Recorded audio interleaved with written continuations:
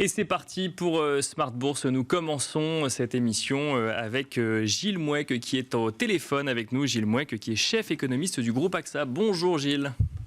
Bonjour.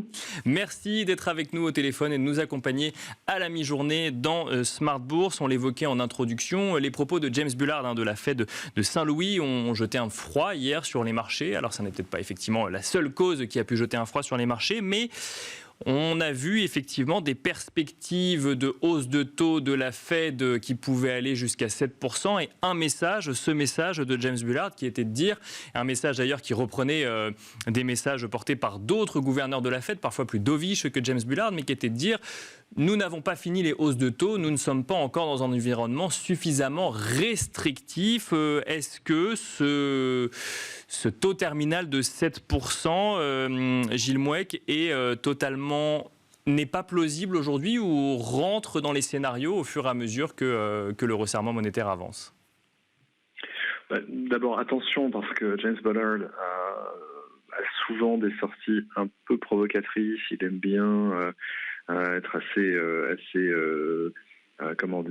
polarisant dans ses prises de position. Donc, bien sûr. Attention, il n'exprime pas forcément le centre de gravité du FOMC dans la situation présente. Mais sur le fond, c'est en ligne avec ce qui a été dit, mais depuis le début, depuis la dernière conférence de presse de Powell, le marché a tendance à confondre deux choses: la vitesse de durcissement de la politique monétaire et le taux terminal. Sur la vitesse de durcissement, là je pense que le message est assez clair de la part de quasiment tous les intervenants de la Fed.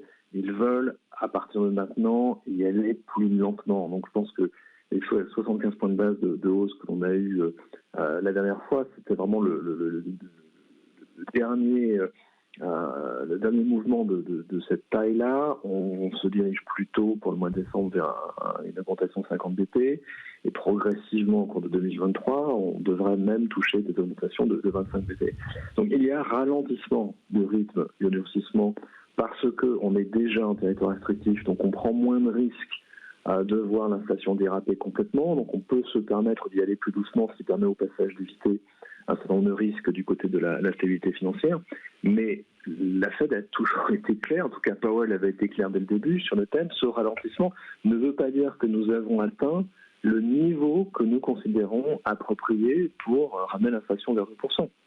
Il avait signalé l'idée que le taux terminal, qui dans la version du mois de septembre des prévisions publiées par la Fed se situait à 4,6%, il avait précisé que ça serait sans doute plus haut et le marché plutôt allé vers 5%.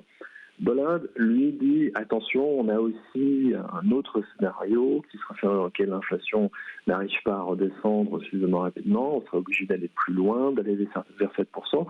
C'est effectivement une possibilité. Est-ce que c'est le scénario plausible à ce stade?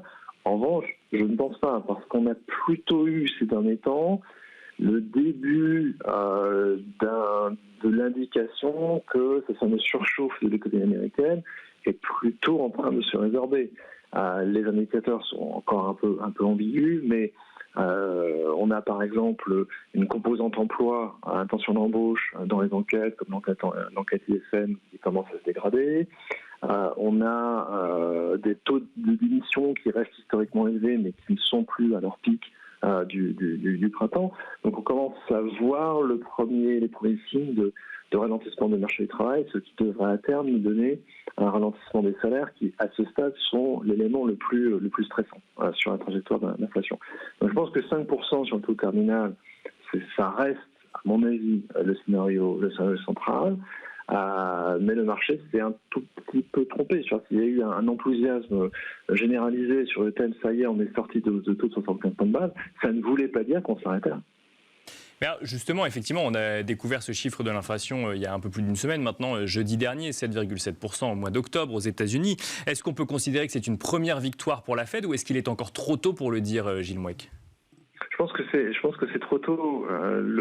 Évidemment, c'était une bonne nouvelle d'avoir une inflation sous-jacente qui se rapprochait d'un taux annualisé de 3,5%. C'est bien évidemment une bonne nouvelle. Mais la Fed ne va pas prendre ses décisions sur la base d'un chiffre d'inflation. Il faudra attendre plusieurs mois pour que cette nouvelle tendance, il y a, se confirme. Je pense qu'on devrait le voir, mais encore une fois, pas sur la base d'un seul indicateur. Et puis attention aussi aux effets de composition, c'est-à-dire que ce chiffre d'inflation du mois d'octobre, qui était pour une fois plus bas qu'attendu, était tiré vers le bas par le prix des produits industriels. Or, on savait déjà que du côté des prix industriels, les choses ralentissaient, parce que l'appréciation du dollar permet de réduire le coût de l'importation et le manuf aux États-Unis est très largement importé. Donc on savait que ça allait se produire, mais les prix des services, eux, continuent à cavaler. Et c'est ça, à mon avis, qui est le point de focalisation de la Fed. Les prix des services, d'abord, c'est la partie dominante dans le panier de la consommation. Donc c'est ça qui fait à la fin le mouvement. Et puis c'est ça qui reflète les tensions domestiques dans l'économie américaine.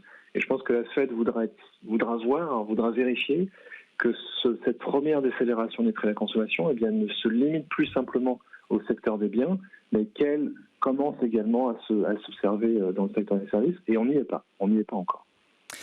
Un mot à présent de la croissance aux États-Unis, Gilles Mouek. Alors effectivement, le scénario récessif aux États-Unis, si on reste aux États-Unis pour le moment, a été promis par divers commentateurs ou analystes. On a des chiffres quand même qui montrent qu'il y a une certaine résistance, une certaine résilience de l'économie américaine, notamment les ventes au détail, qui montrent que la consommation est toujours présente. Et puis on a les chiffres qui nous viennent du secteur immobilier, qui là laissent entendre quand même une situation beaucoup plus compliquée pour ce secteur. Quel est votre scénario pour cette croissance américaine en 2023? Est-ce que selon vous, un soft landing reste possible? Nous, on est sur un scénario de récession qui commencera au premier trimestre 2023, donc un peu plus tard en fait que ce qu'on avait en tête il y a encore quelques mois, parce que vous l'avez signalé, on a une bonne résilience de certaines données macro et en particulier de la consommation. Et on est toujours sur une récession qui commencerait au T1. Alors, c'est intéressant le point que vous soulevez sur l'immobilier, parce que ça n'est pas très étonnant que ça commence par l'immobilier. Pourquoi ? Parce que la récession américaine que nous attendons, c'est une récession qui est déterminée essentiellement par l'orientation de la politique monétaire. Autant la récession européenne, c'est le fruit d'un choc largement exogène, dans le cas américain, c'est une récession qui est presque voulue, qui est confectionnée entre guillemets par la Banque centrale pour permettre de faire ralentir l'inflation. Et dans ces conditions-là, il n'est pas étonnant d'observer que ce sont les secteurs qui sont les plus sensibles aux variations du taux d'intérêt qui sont les premiers à commencer à déraper.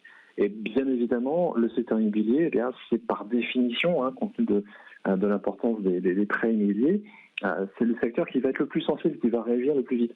Donc voilà, on en a les premiers symptômes et on aura sans doute une contribution négative du secteur immobilier à la croissance dès le quatrième trimestre de cette année, probablement encore plus profonde au premier ou au deuxième trimestre de l'année 2023.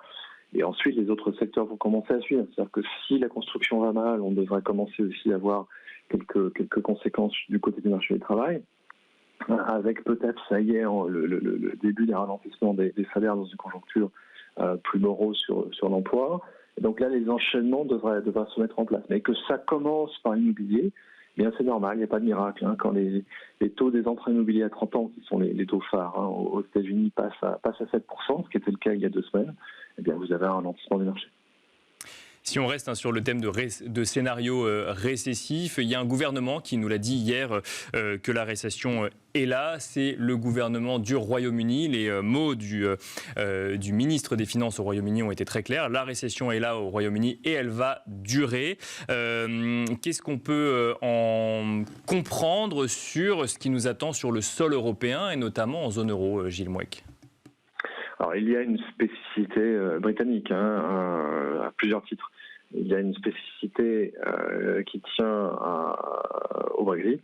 C'est un peu le mot que personne ne veut prononcer dans cette discussion actuelle au Parlement britannique, mais c'est quand même une source de faiblesse un peu structurelle qui fait plus que commencer, qui continue en fait à peser sur la croissance britannique.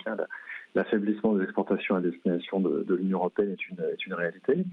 La deuxième spécificité, c'est cette énorme erreur de jugement de la part la précédente administration britannique, avec ce fameux mini-budget extraordinairement accommodant, qui s'est traduit par une pénalisation très forte du marché et qui s'est traduit en particulier par une augmentation du coût des refinancements immobiliers. Et au Royaume-Uni, la grande majorité des emprunts immobiliers se fait à taux variable ou révisable. Donc les gens le voient très très vite en fait dans leurs dépenses mensuelles lorsque les taux d'intérêt augmentent. Donc deux spécificités.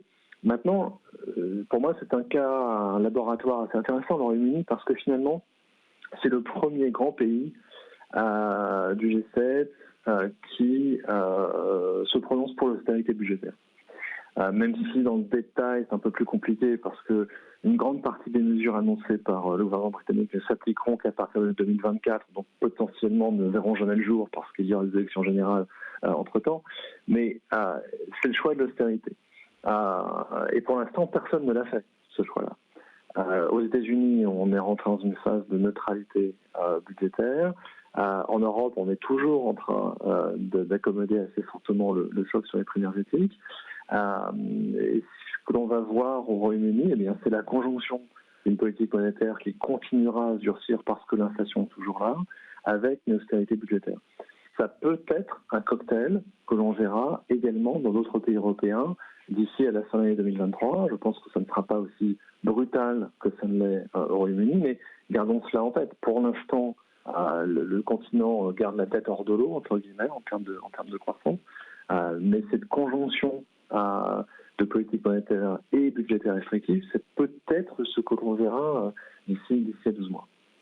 Vous dites justement, Gilles Mouek, que c'est peut-être un cocktail que nous verrons dans d'autres pays européens. Est-ce que ça fait sens d'ailleurs de parler d'épisodes récessifs pour la zone euro, où il faut regarder pays par pays quelles seront les décisions budgétaires qui seront prises et comment se maintiendra ou non la croissance ? Je pense qu'on est quand même dans un choc entre guillemets asymétrique, c'est-à-dire que le choc énergétique, son degré peut différer d'un pays à l'autre en fonction des mesures des boucliers tarifaires qui sont mis en place. Mais partout, on voit quand même une accélération de l'inflation et donc une dégradation du pouvoir d'achat des ménages qui se traduira par un ralentissement, voire une contraction de la consommation. Ça, je pense qu'on le verra partout dans la zone euro, dans les 3 à 6 mois qui viennent. Et moi, je m'attends malheureusement à ce que potentiellement dès le 4e trimestre, on soit en contraction du PIB dans la zone euro. Donc des degrés différents, mais le choc est quand même assez similaire, c'est un choc énergétique lourd. Et puis n'oublions pas un point important, c'est le degré d'intégration commerciale de la zone euro. C'est-à-dire que si vous avez un pays comme l'Allemagne qui entre en récession, l'un des points à observer en Allemagne, c'est que même si on a plutôt des bonnes nouvelles sur la consommation de gaz, qui permettrait peut-être d'éviter un rationnement dans les semaines et les mois qui viennent, eh bien, ce ralentissement de la consommation de gaz, il produit bien souvent de l'arrêt de sites de production énergivores dans, par exemple, le secteur de la chimie. Donc ça contribue en fait à l'installation d'une récession. Eh bien, si vous avez la première économie européenne, l'Allemagne, qui entre en récession, c'est très compliqué pour les autres d'y échapper, compte tenu de l'imbrication extraordinairement étroite de nos chaînes de production. Merci beaucoup Gilles Mouek de nous avoir accompagnés au téléphone à la mi-journée dans cet épisode de Smart Bourse. Gilles Mouek, je rappelle que vous êtes chef économiste du groupe AXA et quant à nous, on se retrouve tout de suite dans la deuxième partie de Smart Bourse.